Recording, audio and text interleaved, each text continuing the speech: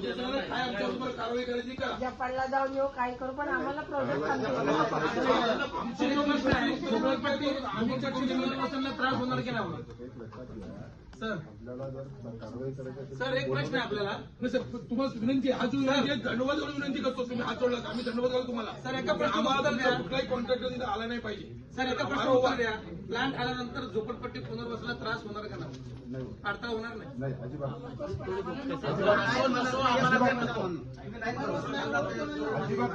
हे आपण लेखीमध्ये देऊ शकतो आता तुम्हीच बोलले साहेब डस्ट उडणार कार्बन उडणार थोडीफार उडणार म्हणजे झालं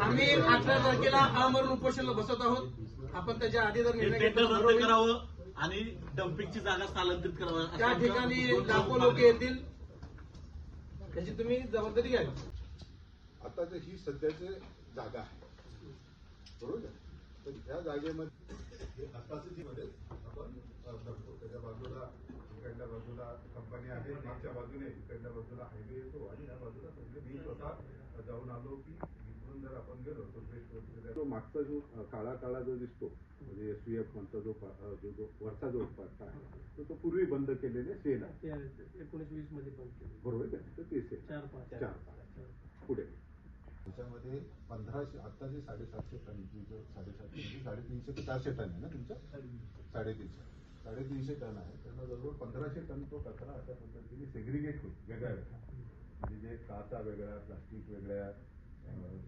टप्प्यामध्ये काय होणार आहे की जो आपला ग्रीन वेस्ट येतो कचरा म्हणजे जो सगळे झाडांचा कचरा येतो झाडांच्या फांद्या तर 450 टनाचा लागणार तर तिथे काय तो जाळणार नाही त्याच्यावरून कुठे काय नाही आज जो खत होतो तोही होणार नाही तो पूर्ण जाणार तो आपल्याला गोबर गॅस जसं आता तुम्ही पुण्याला पिंपरी चिंचवडला जाऊन आलात पिंपरी चिंचवडला त्याने काय केलेलं आहे की एक 50 टनाचा असतो डायजेशन चेंबर म्हणतात आणि त्याला पूर्ण कव्हर असतो फक्त गॅस बाहेर येतो त्याचा कुठलाही कुठे वाटीचा कुठे घेणार आपण जाऊन बघितलं असेल तर हाही बघितलं. आज आयुक्तांसोबत बैठक झालेली आहे या बैठकीमध्ये नेमके कोणते विषय तुम्ही मांडले या बैठकीमध्ये विषय मांडण्यात आले की त्या ठिकाणी गेल्या आम्ही महिनाभरात की त्या डम्पिंग संदर्भात पत्रव्यवहार केलेले पत्रव्यवहार डम्पिंग ग्राउंडला म्हणजे आताच महिनाभरात नाही गेल्या आता 10-12 वर्षापासून पत्रव्यवहार करतो आम्ही त्या ठिकाणी डम्पिंग ग्राउंड हटवा दुसरीकडे न्या आता त्या ठिकाणी पहिला दुसरा तिसरा चौथा पाचवा 6वा 7वा 8वा शील पूर्ण सगळे क्लोज केले त्या ठिकाणी जिथली कुठली मशिनरी आहेत ते आता प्रोसेस होतं त्या ठिकाणी काही प्रोसेसिंग होत नाही काय नाही 100% कचरा तिकडे लँडफिलला साठला जाते आम्ही तरी सहन केले त्या ठिकाणी पावसाळ्यात छोटे छोटे किडे येतात लोकांना एवढी त्रास झालाय TB झालाय दमाचे बिमारी झाले नगरसेवकाला देखील TB झालेले अशा परिस्थितीमध्ये त्या ठिकाणी आता जेवढे शील होते तुमचे सगळे क्लोज केले तुम्ही आता तर दुसरीकडे जावा आम्ही पत्रव्यवहार करतो सभागृह चालू दिलं नाही आज कुठेतरी त्या ठिकाणी वेस्ट टू एनर्जी एक प्लांट मोठी CBG प्लांट बसवणार आहे ती जर प्लांट बसवला त्या ठिकाणी कचरा जाळतील कचरा जाळणार आहे त्या ठिकाणी वीज निर्मितीसाठी हीट वाढाल तिथं त्या ठिकाणी परत ते चिमणी लावणार आहेत कार्बन उडाल म्हणजे कमिशनरचं म्हणणं आहे की कार्बन फक्त 1-2-3% जास्तीत जास्त करून 1-2% उडणार म्हणजे 50% तर उडणार आहे ते हीट पण 50% वाढणार आहे की आता तुम्ही एवढं वर्ष तुम्ही कोपरखेड्याला होतं ते कोपरखेड्यावर आणलं इथं आम्ही 60-70 वर्षापासून राहतो इथं नवी नव्हती तेव्हा आज आम्ही 60-70 वर्षापासून राहतो त्या ठिकाणी कोपरखेड्याला होतं कोपरखेड्याला करा ना मग तिथं बसवा प्लांट त्या तुर्बास्टोरमध्ये का जीव गुंतलं त्यांची ही जर असं जर होत असेल त्या ठिकाणी आम्ही या गोष्टी आता कमिशनरला सांगितले आम्ही ही प्लांट इथं बसू देणार नाही तुम्ही आतापर्यंत होते 2 महिन्यात हटवतो 4 महिन्यात हटवतो 5 महिन्यात हटवतो काही नेतेही बोलले आम्हाला हटवू का हटला नाही आज जागा संपली ना तुमच्याकडे दुसरीकडे पर्याय जागा बघा का पर्याय जागा बघत नाही का लोकांशी जेवायशी खेळताय का लहान मुलं शाळा शिकतात ते डम्पिंगच्या बाजूला ह्या गोष्टी लाजा वाटत नाही त्या लोकांना प्रत्येक गोष्टी त्या ठिकाणी आमच्या काय झोपडपट्टीच्या लोकांना मारायचे विचार केलेत का की डम्पिंग करून कोपर गेलं होतं तिथं लोक राहत होते तिकडून आणले इथं कोण राहतात इतका जनावर राहतात ह्या गोष्टीची आम्ही सगळे चर्चा केली सविस्तर ते बोलले आपण बघू दुसरीकडे कुठेतरी तुम्ही म्हणजे बाहेर गावी जाऊन या तिथं जाऊन आले की तुम्हाला त्या गोष्टीची माहिती होईल या संदर्भात त्यांनी सांगितलं की आम्हाला त्या गोष्टीची विरोध आहे तिथं ती प्लांट आम्ही होऊ देणार नाही मुळीच होऊ देणार नाही तिथं कुणाची आमच्या सगळ्यांचे जीव जरी गेले तरी चालेल, ती मुळीच तिथं ती प्लांट आम्ही बसू देणार. अनेक वेळा त्या ठिकाणी आग लागते का कोण लावतोय हे आम्हाला त्याच्या काही लोकांना घेणं देणं नाही. पण त्या ठिकाणी त्यांची वॉचमॅन आहेत, त्यांची देखरेख आहे, दुसरे कशाला जाऊन आग लावतील ह्या गोष्टी त्यांनाही कळायला पाहिजे. आता हिट होतात आम्हाला सांगतात ते आतून गॅस निघते, आग लागते. आता ह्या गोष्टी लोकांची जीवाशी खेळण्यापेक्षा एक 10 दिवस बायका पोरं घ्या, राहा तिथं. त्यावेळेस तुम्हाला डाळ आटकी भाव माहिती पडेल त्यांना.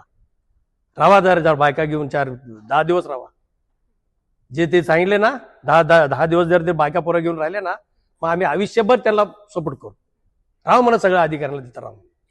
त्या ठिकाणी टेंडर काढले. पूर्वी आता प्रशासनच होते, त्या ठिकाणी त्यांच्या मनाने आले तेव्हा टेंडर काढलेले. त्या गोष्टी जर आता जर टेंडर आला असं चर्चा झालीच असते त्या गोष्टी. पण ह्यावेळेस ह्या गोष्टीला आमचं 100% सगळे नगरसेवकांचे विरोध आहे आणि स्थानिक लोकांचा पण विरोध आहे. यावेळेस आम्ही चर्चा केली, त्यांचा पण एवढं म्हणणं नाही तसं. त्यांचं कमिशनरच्या बोलण्यावरच कळालं आम्हाला की ती काही बोलू शकत नाही.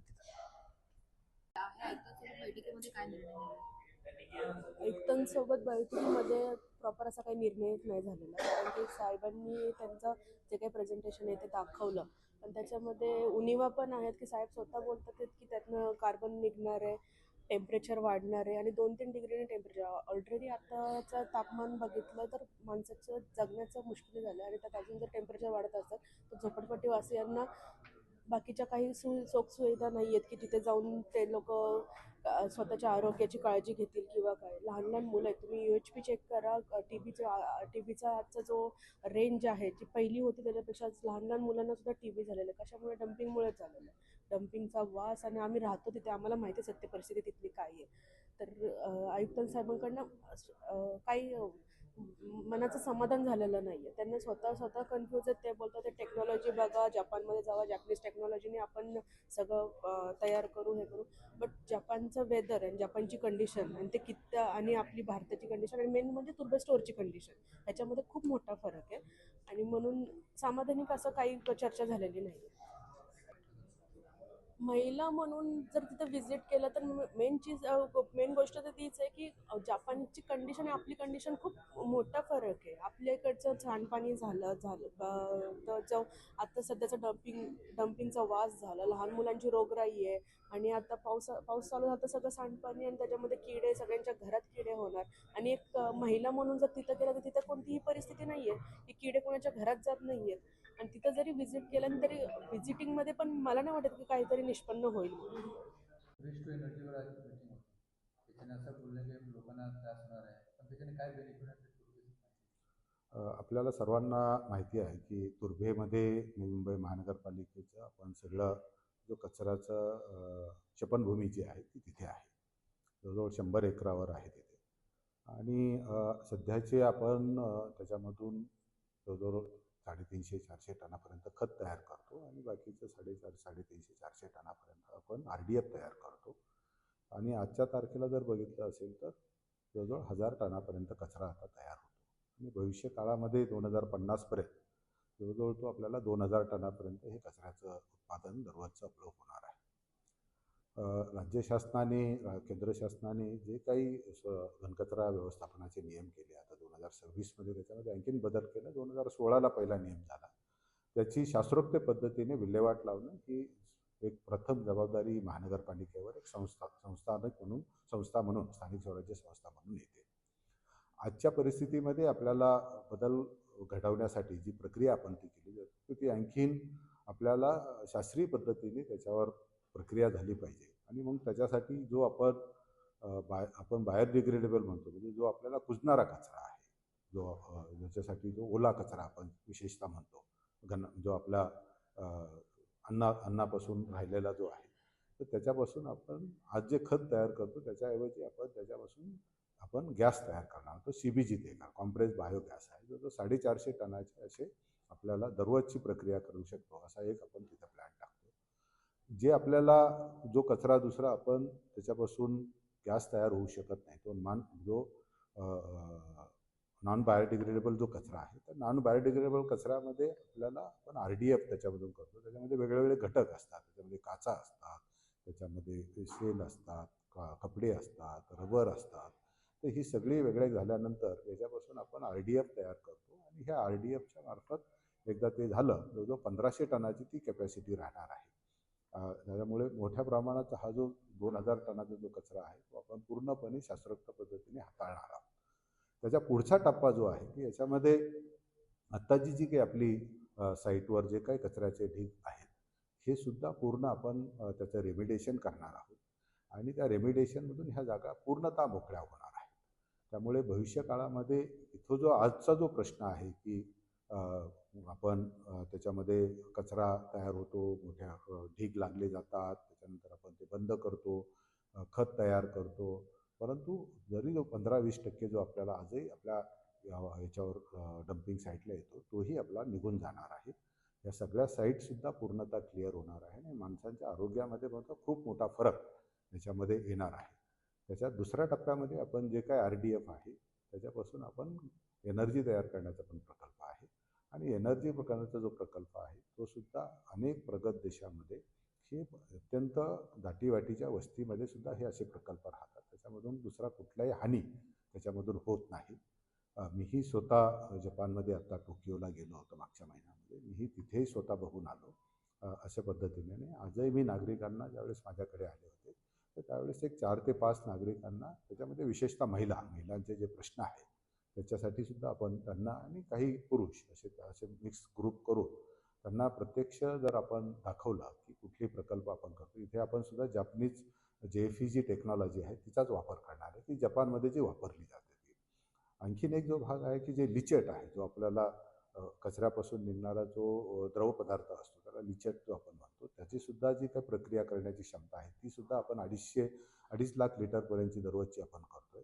पुढे आपल्याकडे जो काही झाडांपासून येणारा जो कचरा आहे तोही मोठ्या प्रमाणात राहतो. तोही आपण त्याचा बायोचार करण्याचा याच्यामध्ये ठेवणार आहोत आणि जो आपला खत तयार झाल्यानंतर जो आपल्याला निघणारा जो काही स्लज असतो त्याला, तर तो स्लजसुद्धा त्याचं सुकवण्याचा सुद्धा प्रकल्प याच्यामध्ये आहे. त्यामुळे सगळ्या प्रक्रिया ह्या याच्यामध्ये आपण नियंत्रित करण्याचा प्रयत्न केला आहे आणि जी हीट आहे ती हीट जनरेट होणारी जी हीट आहे ती सुद्धा आपल्याला कॅप्चर करून त्या हीटपासून ते कंडेन्स करायचे, थंड करायचे आणि बाजूच्या आपल्या डेटा सेंटरला पुरवायचे असाही त्याच्यामध्ये अंतर्भाव आहे. आणि हे पूर्ण जे काही एक 3 वर्षाचा प्रकल्पाचा कालावधी आहे. 3 वर्षानंतर हा प्रकल्प एकदा बांधकाम पूर्ण होऊन त्याचं कार्यान्वित झाल्यानंतर पुढल्या 5 ते 7 वर्षामध्ये इथली आत्ताची सगळी परिस्थिती त्याच्यामध्ये खूप मोठ्या प्रमाणात बदल हा निश्चितपणे होणार आहे. नागरिकांच्या आरोग्याला सगळ्यात जास्त फायदा हा प्रकल्प केल्यानंतर होईल. त्याच्यामध्ये गैरसमज हे प्रत्येक क्षेत्रामध्ये राहतात. आमची जबाबदारी आहे की याच्यावर जास्तीत जास्त नागरिकांना याची माहिती मिळाली पाहिजे आणि मी तर तुमचे आभार व्यक्त करतो की आज तुम्ही या निमित्ताने काही नागरिकांच्या समस्या मी ऐकून घेत असताना त्यांनी त्यावेळेस आज आपल्या माध्यमात सुद्धा मी सगळ्या नागरिकांना हे आश्वासित करतो की या प्रकल्पामुळे कुठलेही दुष्परिणाम होणार नाही.